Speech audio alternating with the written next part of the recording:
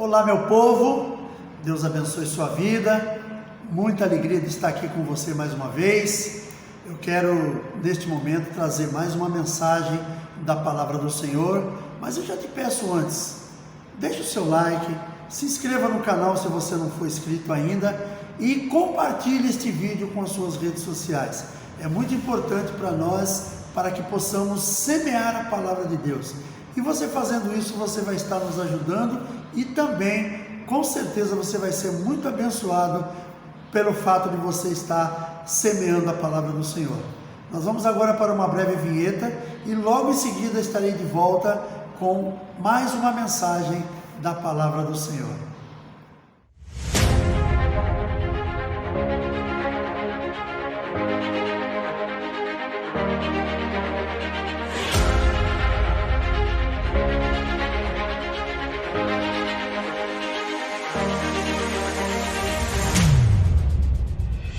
Muito bem, muito obrigado por você ter aguardado até aqui, por você esperar. Agora nós vamos tratar dessa mensagem que com certeza vai trazer algo novo no teu coração.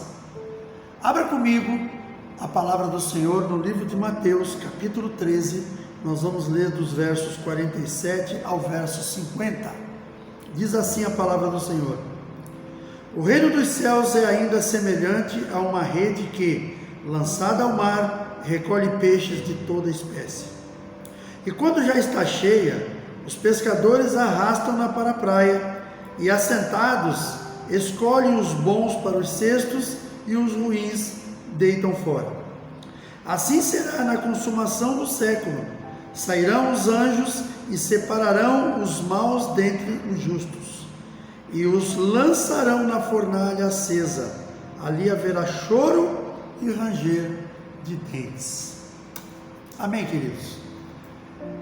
Vamos falar um pouquinho sobre isso. Eu tenho muitas vezes insistido um pouco na mensagem que fala sobre o final dos tempos. Só tem um motivo para eu fazer isso, é porque nós estamos chegando ao final. Estamos chegando ao final da nossa vida na Terra, estamos chegando ao final de uma história da humanidade que vem acontecendo há mais de 6.000 anos. Então nós precisamos entender que essas coisas precisam ser faladas. Nós, como pregadores da palavra, como servos do Senhor, não podemos ficar alheios a isso. Simplesmente ignorar, dizer que está tudo bem, tipo, quem quiser vai, quem não quiser não tem problema. Não, nós precisamos ter o compromisso de ministrar a palavra de Deus no que diz respeito ao fim dos tempos. Nós estamos vivendo aí, por causa daquilo que nós temos visto, não precisa muita coisa para você entender que realmente as coisas estão findando.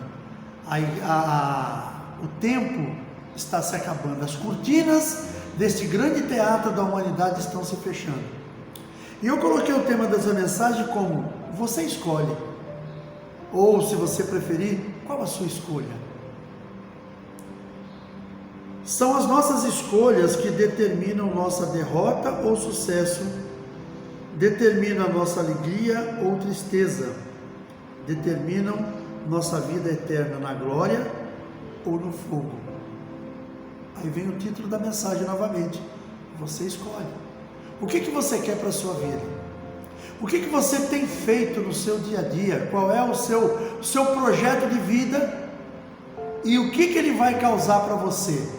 Vai te causar mais tarde a vida eterna junto com o Senhor, ou ele vai te levar para o lago de fogo e enxofre? Nós precisamos entender isso. Aí nós vemos aqui, por exemplo, no verso 47, que o Evangelho, segundo aquilo que nós lemos, ele não faz distinção de pessoas.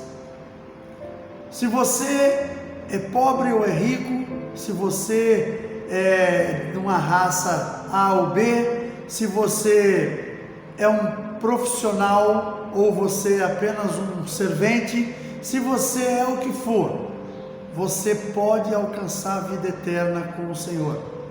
Nada disso vai tirar de você a sua salvação. Quem tira de você a sua salvação? Quem tira de mim a salvação são as nossas escolhas. É aquilo que eu coloquei aqui inicialmente, que as minhas escolhas, elas podem determinar a minha derrota ou o meu sucesso. Ela pode determinar a minha alegria ou a minha tristeza. E ela também vai determinar a minha vida com o Senhor na glória ou o lago de fogo e enxofre. E a questão de não haver distinção, não há acepção de pessoas. Você pode ser uma pessoa rica, milionária.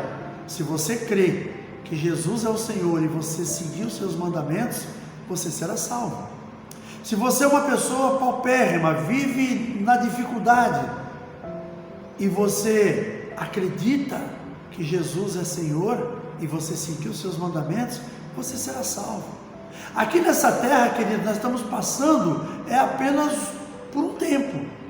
Isso é uma coisa que é a coisa que Deus criou. Deus criou o planeta Terra, criou todo o universo, criou os seres humanos para viver aqui nesse lugar.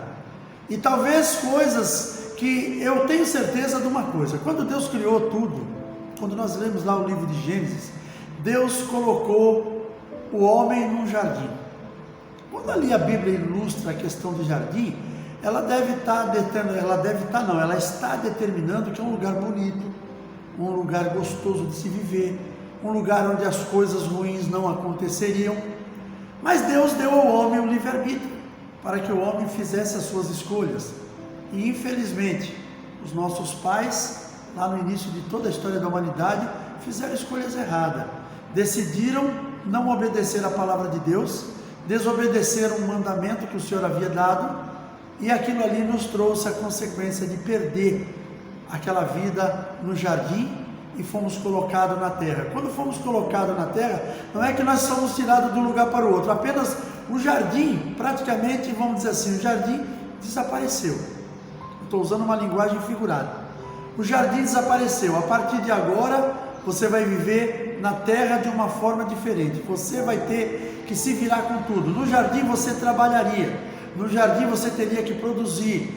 Só que lá não teriam as dores que nós temos aqui, não teriam os sofrimentos que a humanidade tem por causa do pecado. Então, eu entendo que o jardim era como se você tivesse, imagina comigo, você tem um terreno, aquele terreno todo numa terra boa, e aí você vai ali bem no meio do terreno e você faz uma plantação de algumas coisas ali. Imagina lá o que você pode ter plantado no meio do terreno. A tendência daquilo ali é ele ir se expandindo, e eu creio que era esse o objetivo de Deus quando criou o jardim, criou os homens, criou o homem, criou a mulher, criou os animais. Ali, através do crescimento, aquele jardim haveria de se expandir e se tornaria praticamente o planeta Terra. Mas entrou o pecado na humanidade, através de Adão. E quando o pecado entrou, Deus cancelou aquele jardim e falou para o homem: agora você vai ter que viver da terra, você vai viver do fruto do seu suor, você vai sofrer, a mulher vai ter filhos com dor. E ele fez fez aquela determinação, e dali para frente começou uma história diferente na humanidade. Aí nós vemos que chegou a um determinado ponto que o pecado estava tão grande na terra que Deus resolveu acabar com tudo. Encontrou Noé, um homem que ele entendeu que era um homem que foi benquisto aos seus olhos, deu uma determinação para Noé e deu uma oportunidade para o homem se recuperar do que ele estava para perder. E durante 100 anos o homem não se recuperou.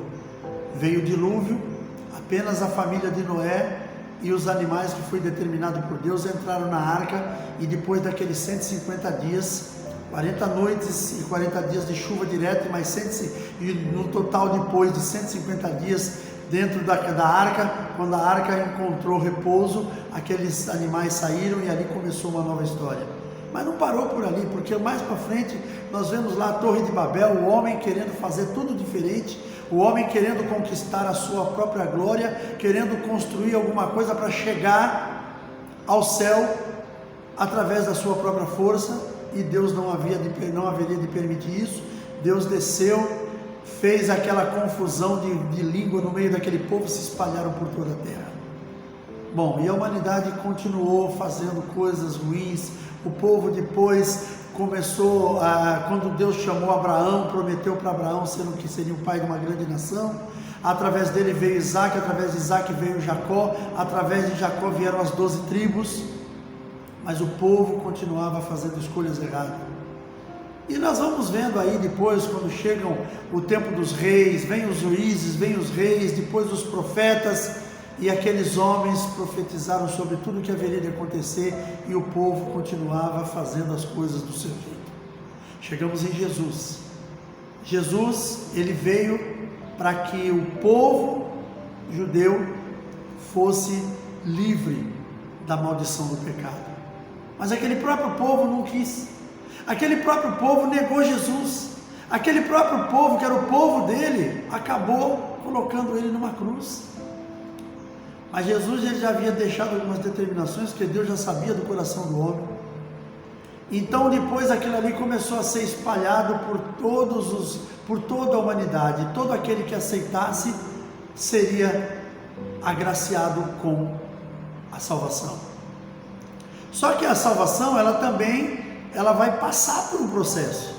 Esse processo qual é? É você entender que Jesus é Senhor, é você entender que Ele é Filho de Deus e que Ele pode salvar a sua vida, e você tem que aceitá-lo como Senhor e Salvador.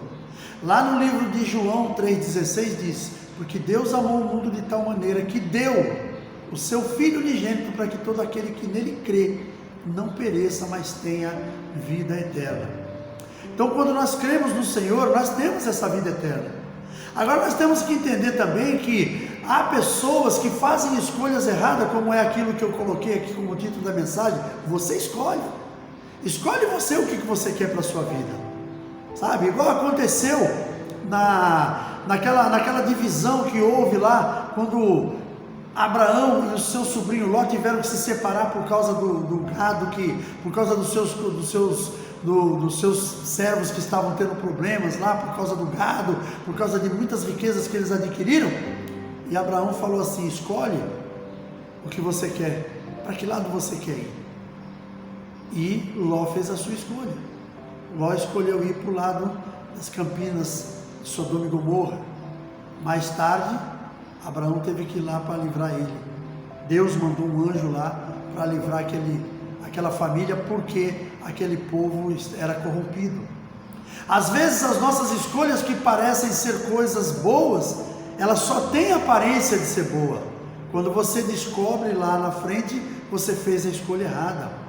Então as escolhas que nós temos a fazer, temos que avaliar muito bem também. Nós não podemos aceitar aí simplesmente numa direção, porque alguém foi e falou que aquilo é bom. Nós temos que avaliar se é mesmo.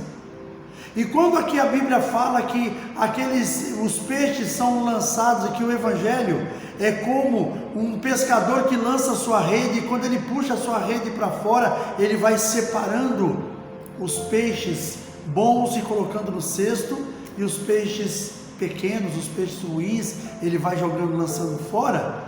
Aí quando fala disso aí, fala da nossa vida dentro do Evangelho. Porque eu sou pastor de uma igreja, estou pastoreando um grupo de pessoas, e a palavra me diz que nós precisamos estar na presença do Senhor, que nós precisamos caminhar na presença dEle. Mas será que todas as pessoas, inclusive começar por mim, que estamos dentro da igreja, estamos salvos realmente? Salvação não é somente você estar dentro de uma igreja. Não é somente você chegar um dia dentro de uma igreja, levantar sua mão na hora que um pregador fizer o apelo, você dizer que aceita Jesus e depois você continuar fazendo as mesmas escolhas erradas. Você continuar fazendo as mesmas coisas erradas, você manter as escolhas, você não aceitar que você é uma nova criatura e que você tem que mudar. O Evangelho precisa trazer uma mudança na vida da pessoa. Se essa mudança não acontecer, é porque realmente o Evangelho não entrou. A única coisa que foi é que você foi fazer uma visita numa igreja, ouviu uma palavra que de alguma forma ela te trouxe uma comoção, e aí você aceitou Jesus. Foi um momento de emoção, de emocionalismo. Só que depois você continua fazendo as mesmas coisas. Aí é que está a diferença. Então quando a Bíblia diz aqui que o pescador recolhe aquela rede. Vai acontecer um dia, no dia que nós estivermos saindo desta terra, porque Jesus está voltando, vai acontecer que o Senhor, Ele vai, como diz lá no livro de Mateus, se não me engano, 25, a partir do verso 31, que o Filho do Homem, Ele virá, e Ele vai fazer uma separação como os pastores fazem. Ele vai separar as ovelhas para a direita e os bodes para a esquerda, e Ele vai dizer: você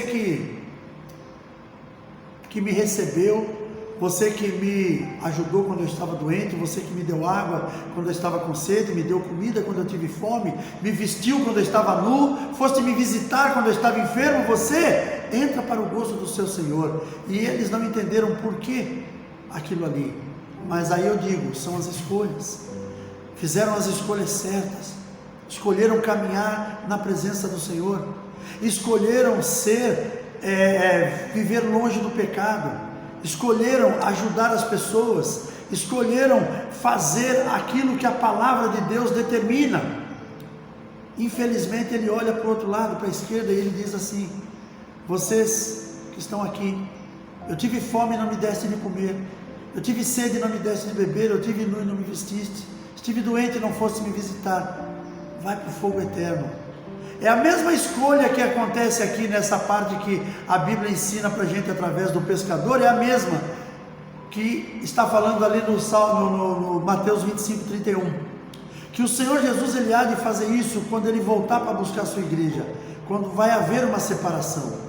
No momento do arrebatamento, todos aqueles que morreram em Cristo e aqueles que estão em Cristo serão arrebatados, e depois aqueles que ficarem terão uma nova oportunidade, mas vai chegar o dia do julgamento final, e no dia do julgamento final vai ser um filme passado na frente de todos nós, e ali você vai ver a sua vida, você vai ver o que você fez, aonde as suas escolhas te levaram.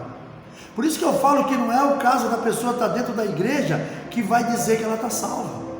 Eu estou aqui numa igreja, estou fazendo parte de uma congregação, sou pastor de um ministério, mas isso não me dão as garantias de que eu vou morar com o Senhor um dia. As garantias que eu tenho de que eu vou morar com o Senhor um dia são as escolhas que eu faço, a escolha de não viver no pecado, a escolha de abençoar as pessoas, a escolha de viver uma vida de integridade, de santidade. São essas escolhas que eu preciso fazer. Não adianta nada, ninguém vai para o céu porque é bonzinho. E detalhe, o céu não deve estar tão cheio de lugar de gente boazinha, porque a maioria das pessoas que precisam de salvação, como o próprio Senhor fala, que quem precisa de médicos são os doentes, as pessoas que realmente nós temos que buscar por elas, através do Evangelho, para que elas sejam salvas, são pessoas que vivem uma vida totalmente errada. Tem muitas pessoas que nasceram dentro de um lar evangélico, se criaram dentro daquele lar, cresceram, aprenderam a palavra de Deus e nunca se desviaram. Parabéns para essas pessoas. Para mim é o maior testemunho de vida de uma pessoa é justamente esse, a pessoa que nasceu dentro de um lar evangélico e nunca se desviou. Mas nós sabemos que muitos que se desviam, e até quem não nasceu dentro de um lar evangélico, precisam conhecer a palavra de Deus, e quando essas pessoas conhecem, elas precisam se firmar na mensagem, precisam se firmar no caminho, precisam se firmar nas ordenanças do Senhor, porque senão nada vai acontecer. Eu nasci num lar evangélico, quando criança era levado para a igreja, depois que me tornei adolescente me desviei dos caminhos. A minha mãe havia se desviado e depois de um tempo ela voltou, e eu não. Agora a minha pergunta é, se eu tivesse morrido naquele tempo, para onde eu teria ido? Hoje, se eu vim a falecer amanhã, para onde eu vou? A história é outra. Eu sei que eu não sou imune a pecado, eu não sou imune a erros, mas eu tenho procurado fazer as escolhas certas. As minhas escolhas são de caminhar com o Senhor, apesar de que muitas vezes eu me sinto fraco, muitas vezes eu me sinto impotente, mas a minha escolha permanece essa. Desde o dia que eu voltei aos caminhos do Senhor, eu nunca mais me desviei do caminho, eu nunca mais andei pelos caminhos desta terra. Cometi muitos erros, porque o erro é uma coisa que vai nos acompanhar. Então nós precisamos ter muito cuidado com tudo isso, porque em muitos momentos nós vamos ter que ser confrontados por algumas situações que nós vivemos no passado. O inimigo usa isso contra mim, contra você, muitas vezes situações que nós nos colocamos ali de frente, o inimigo vem nos seus ouvidos dizendo: olha, você vivia isso, e agora? Não quer mais? Por quê? Qual o problema? O que você perdeu? Por que você desistiu? Então existem muitas coisas, tem muitas situações que nós haveremos de viver, mas nós temos que ser fortes e permanecer nas nossas escolhas, que é caminhar com o Senhor. Queridos, as nossas escolhas não precisam ser nada difícil, precisam ser escolhas que nós façamos que estejam amparadas na palavra de Deus. Nós não precisamos dificultar. O Evangelho, ele tem simplicidade. O problema é que as pessoas, elas acham que tem que ser uma coisa, sabe, tem que mostrar alguma coisa que não tem necessidade. Então nós precisamos caminhar na presença do Senhor, fazer a vontade dEle. Aqui está o objeto maior da nossa fé, que é a Bíblia. É aqui que estão os nossos caminhos.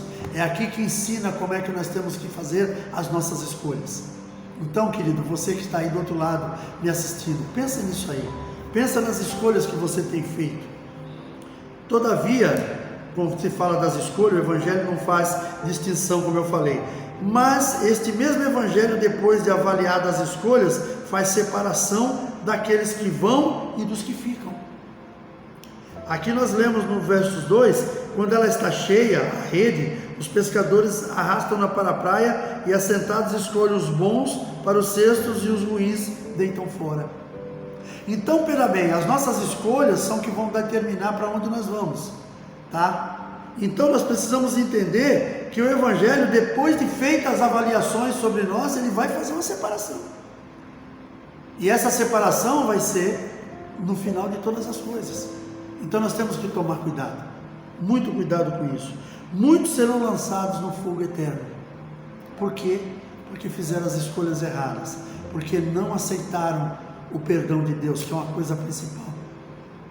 E lembrando dessa questão do perdão de Deus, quando nós falamos do Evangelho, quando nós pregamos a palavra, quando nós entregamos um panfleto, nós não estamos dizendo para a pessoa: você é pecador e se não se converter, você vai para o inferno. Não, não é isso. Quando nós entregamos um panfleto para uma pessoa, quando nós falamos do amor de Cristo, nós estamos, vou traduzir de uma outra maneira, nós estamos dizendo: você tem chance de ser salvo, você pode ser perdoado. E às vezes as pessoas não aceitam. Então as pessoas que não aceitam a palavra de Deus, não aceitam a palavra do Evangelho, essas pessoas, quando morrerem, elas não vão ser condenadas por causa dos erros que elas cometeram, mas elas serão condenadas pelo perdão que ela não quis aceitar. Então o Senhor te convida neste dia: aceite o perdão. E quando você aceitar o perdão, faça escolhas diferentes. Mude as suas escolhas, mude a sua forma de viver. E com certeza Deus há de te levar um dia para a vida eterna. Amém? Eu quero neste momento orar com você. Peço que você compreenda, medite nessa palavra, que realmente estamos chegando ao final dos tempos. Todas as coisas que estão acontecendo têm mostrado isso. Então não vamos ficar alheios a esse tipo de situação. Feche os seus olhos, vamos estar orando.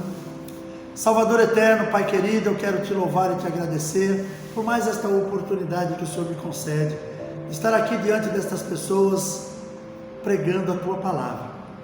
Faz o Teu querer nas nossas vidas, Senhor. Nos dá direção, que nós possamos fazer as escolhas certas, que possamos caminhar da maneira correta, que o poder do Senhor seja derramado sobre nossas vidas. Manifesta o Teu poder, a Tua glória. Derrama sobre nós a Tua paz, Senhor. Que tudo na nossa vida seja para a glória do Teu nome. Eu te louvo nesta manhã e te agradeço em nome de Jesus. Amém. Glória a Deus, meu querido. Muito obrigado pela tua presença até aqui. Que esta palavra possa trazer algo novo no teu coração. Faça aquilo que a palavra te ensina.